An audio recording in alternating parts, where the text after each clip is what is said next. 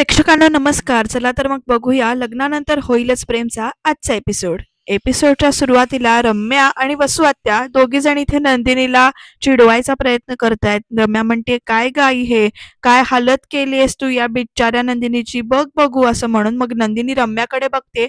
रम्या पुढे म्हणते, जे घर तिने जोडून ठेवलं होतं तेच घर तिच्या आज विरोधात उभं आहे.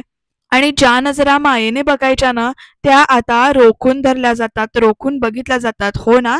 तर नंदिनी बिचारी काहीच बोलत नाही त्यावर. आणि मग वसू आत्या, रम्या दोघींकडे बघत असते फक्त. आणि मग वसू आत्या म्हणतात, जी लोक माझ्या विरोधात जातात ना, त्यांचे मी हे असेच हाल करते रम्या. आणि ही नंदिनी तर ना माझ्या रडारवर पहिल्यापासूनच होती. नंदिनी विचारतीये, मग काय मिळवलं तुम्ही हे सगळं करून? तर वसू आत्या म्हणतात, आनंद. तुला हरवण्याचा आनंद मिळवला.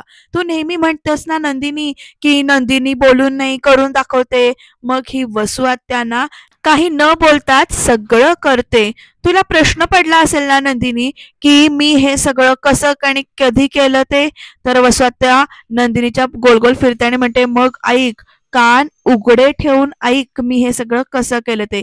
सुरुवातीपासून सगळं तुला क्रमवार सांगते असं म्हणते बरं का. आणि मग वसू आत्या सगळं सांगायला चालू करतात. त्या दिवशी काव्याने तुला पिहूला बोलतं करण्यासाठी ड्रॉइंग बुकचा वापर करून घे हा पर्याय सुचवला होता ना, तर तेव्हा तुमचं दोघींचं बोलणं किचनच्या बाहेरून कोणीतरी ऐकत होतं. आणि मग प्रेक्षकांनो, कोण ऐकत होतं ते? तर रम्याकडे बोट दाखवलं जातं बरं का. आणि त्या दिवशी ना पिहू तिच्या तोंडून जे काही आहे ते सगळं स्वतःहून सांगणार नाही. तर मग ती चित्राच्या रूप येऊ नेव नो, ती चित्राच्यातून व्यक्त होऊ शकली तर, असं इकडे काव्याने पिहू ते सांगितलेलं असतं नंदिनीला.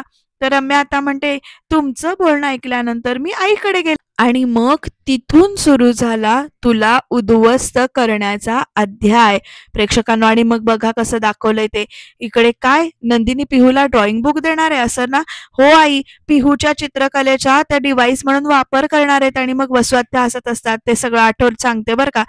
रम्या इथे म्हणते, जर हे डिव्हाइस वर्क झालं आणि पिहूने चित्र काढलं ना, तर आपलं शेवट झालाच म्हणून समज. आई आई मला ना खूप भीती वाटायला लागलीये ग. आता नंदिनीला सगळं सत्य कळणार. तर इकडे ना वसू आत्या खळखळून हसायला लागतात बरं का.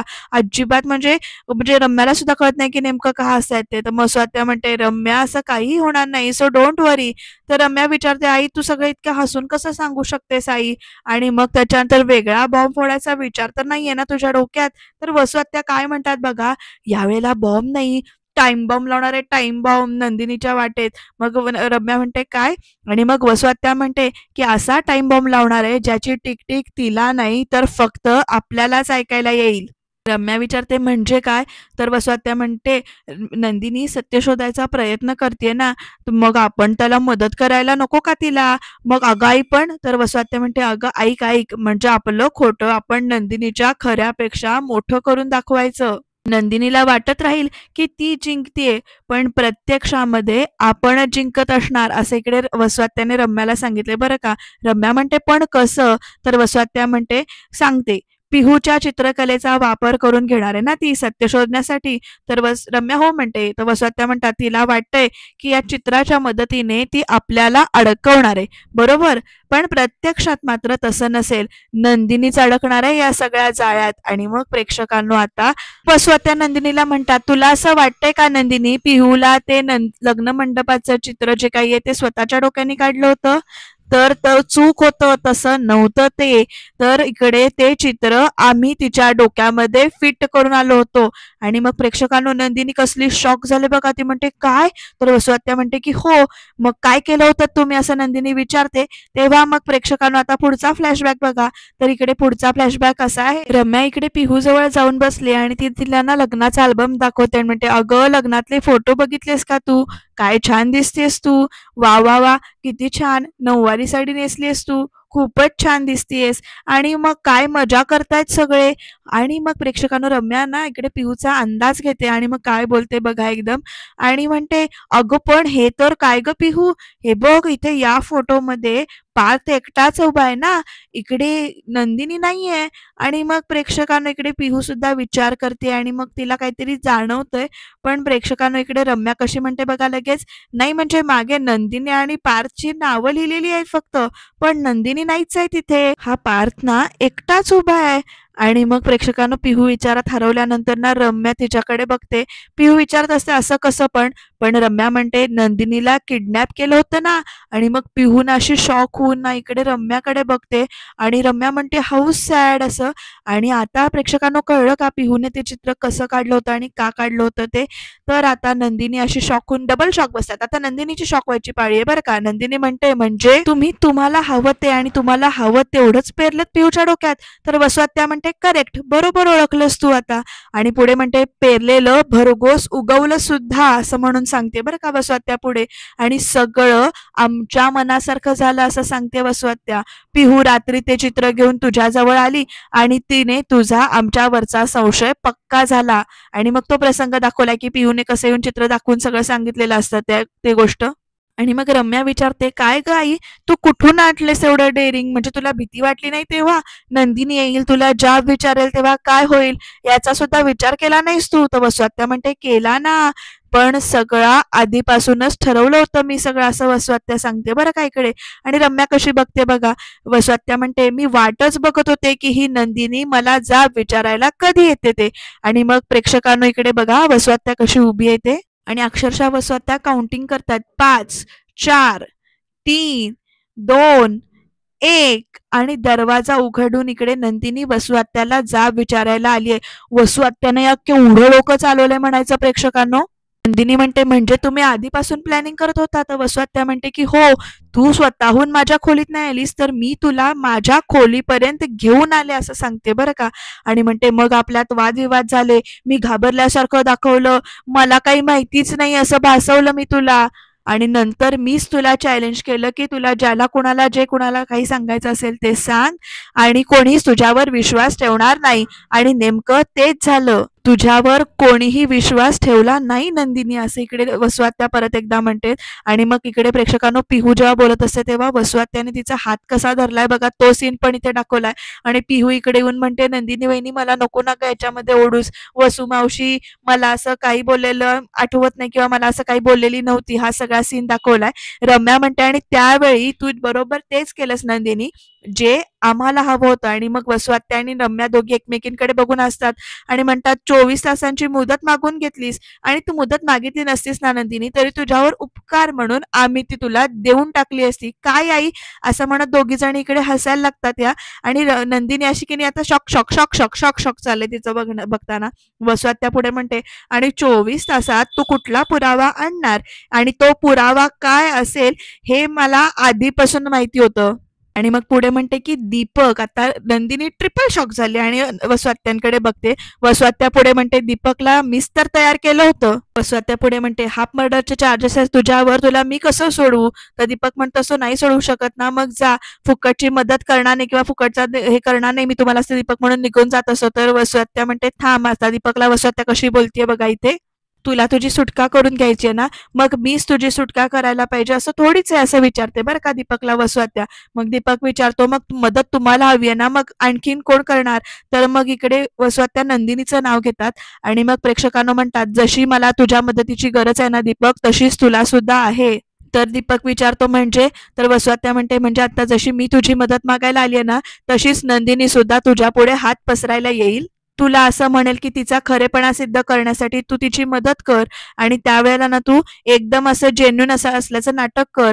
तिला हेही सांगून टाक की कशी मी तुला इथे येऊन भेटले आणि कसं तू तिला धडकावून लावलंस ते. तिला पटवून दे की तिला तू जे तुझ्या चुकांची जाणीव दे, कढवून दे. रडता येतं ना तुला असं वसुआत्या परत विचारतात बरं का दीपकला इथे. आणि मग म्हणतात आणि येतं ना रडता तर मग थोडे अश्रू गाळ, रड तिच्या समोर, अगदी हुंदकात दाटून येईपर्यंत रड. तिला असं म्हण की मला माझं आयुष्य नवीन सुरुवात करायचंय, तिचा तुझ्यावरती विश्वास बसायला पाहिजे. आणि जेव्हा ती तुला विचारेल ना वसुआत्यांच्या विरोधात साक्ष देशील का, तेव्हा हो म्हणून टाक आणि अजिबात काही म्हणजे बाकी कसल्याही फंदात पडू नकोस.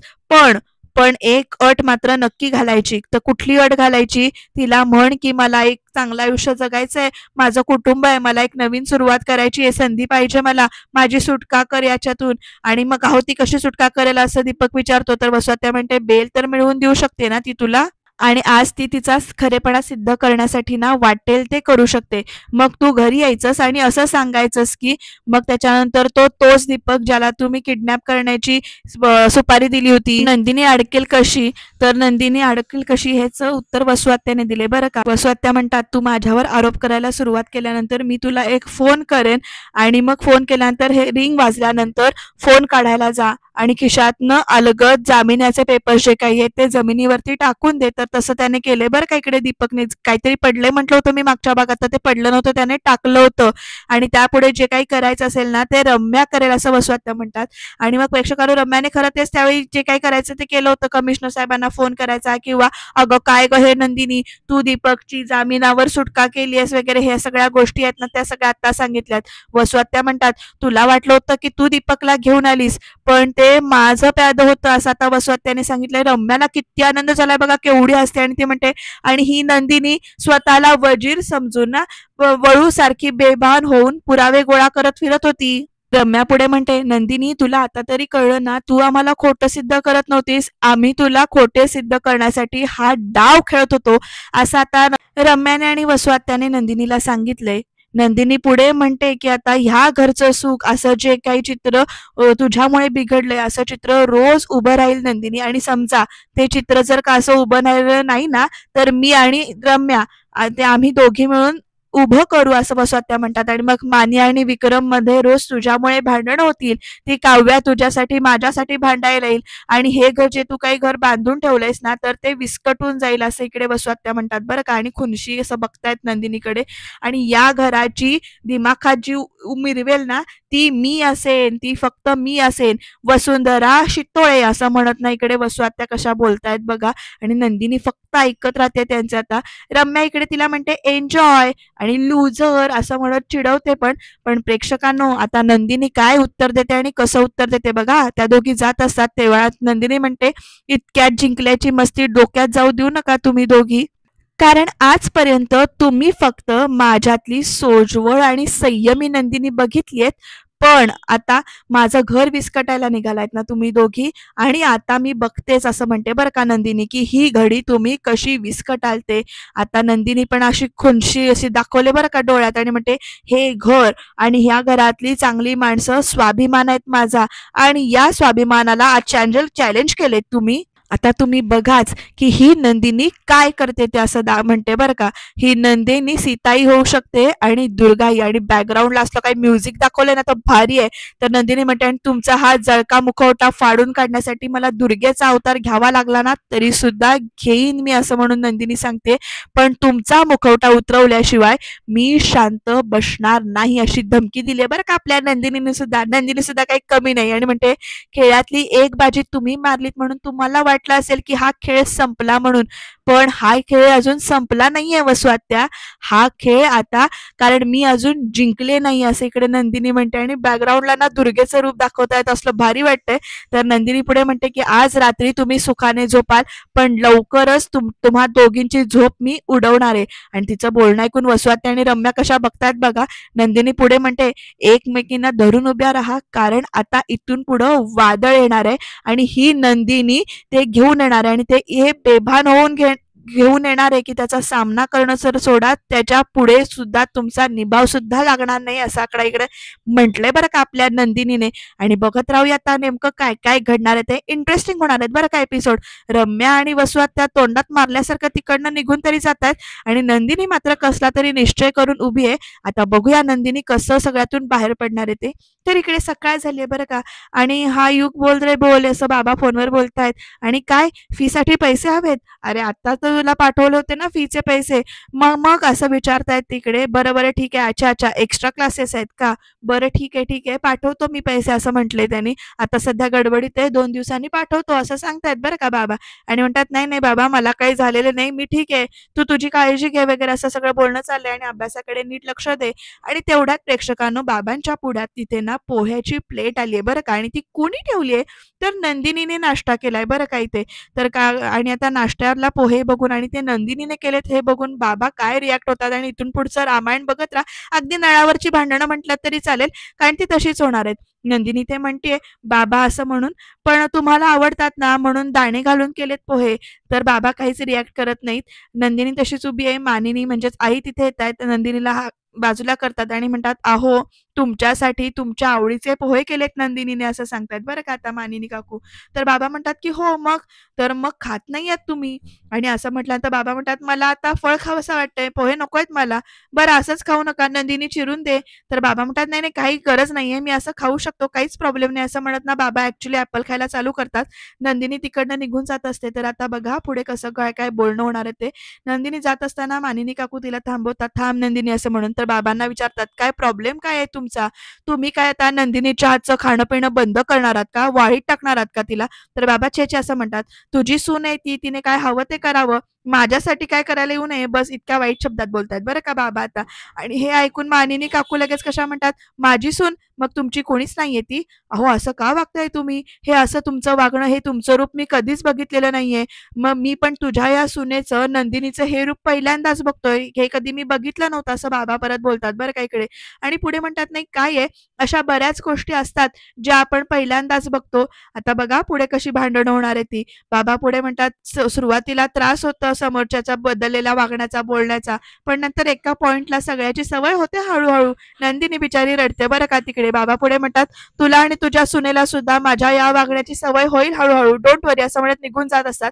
तर आता प्रेक्षकांनो बाबांना निघून जाताना आई थांबवतात, म्हणतात थांबा, पुरे करा विक्रम, तुमचं काय चाललंय? असं इतकं रुसून फुगून बसण्याची किंवा रागवण्याची काहीच गरज नाहीये, संपवा आता हे सगळं. तर बाबा चिडून म्हणतात, संपणार नाही, कधीच संपणार नाही.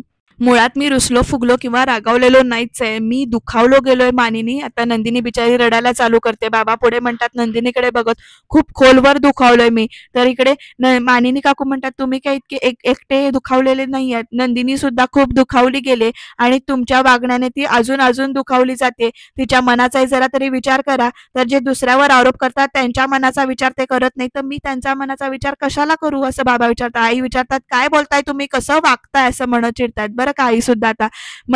आई म्हणतात, मलाच हे सगळं सहन होत नाहीये, पुरे करा आता माझ्यासाठी तरी हे पुरे करा. तर बाबा ओरडून म्हणतात, कुणासाठीही नाही. आणि प्रेक्षकांना आई बाबांचा आवाज ऐकून ना सगळे धावत येत आहेत.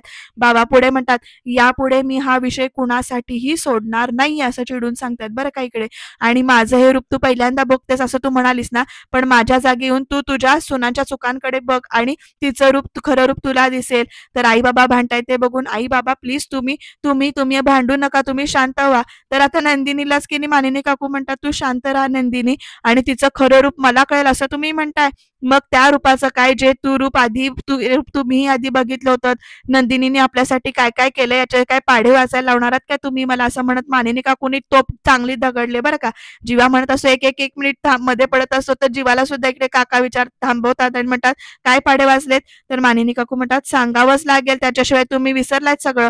नंदिनीच्या आयुष्यात जे काही घडलं होतं त्यानंतर आपल्यासाठी आपल्या घराचा माप ओलांडून नंदिनी या घरात आली आहे, आणि या घरात आल्यानंतर तिने सगळ्यांना आपलंसं केलंय, तुम्हाला मला जीवाला सगळ्यांना आपलंसं केलंय. आता नंदिनी काकू कशा बोलतायत बघा आपली बाजू, सुनेची बाजू घेऊन. मला एक खूप वर्षांनी चांगली मैत्रीण मिळाली होती, तुम्हाला लेक मिळाली होती, जीवाला समजून घेणारी, त्याला वळण लावणारी, त्याला ही एक मैत्रीण मिळाली होती. तिने सगळी नाती जपण्याचा प्रयत्न केला, या घरातल्या सगळ्या रीतीभाती शिकून घेतल्या आहेत, या घरात ती हे घर सगळं करते, आणि तुम्ही काय करताय बघा, असं म्हणत आईने विचारले बरं का आता बाबांना. आणि मग म्हणतात, वटपौर्णिमेला काय झालं होतं लक्षात आहे का तुमच्या? पायाला लागलं होतं बिचारीच्या, पण केवळ आणि केवळ आपल्या मुलाच्या आयुष्यासाठी एवढं लागलेलं असताना सुद्धा वराला फेऱ्या मारल्यात या पोरीनी, असं म्हणत आई बोलतात बरं का प्रेक्षकांनो इकडे. आणि नंदिनी मात्र बिचारी तिथे रडते. बाबांना आई पुढे म्हणतात, तुम्ही असं वागताय तिच्याशी, असं म्हणून. आणि मग प्रेक्षकांनो आई पुढे म्हणतात, नाही नाही, मला असं वाटत होतं की तुम्ही एका नजरेत माणसाला ओळखू शकता, पण नाही, तुम्ही ओळखत नाही आहात, चुकताय तुम्ही विक्रम. तर तू काय वेगळं वागली होतीस तेव्हा, असं म्हणत ना बाबा सुद्धा आईच्या अंगावर ओरडतात बरं का इकडे.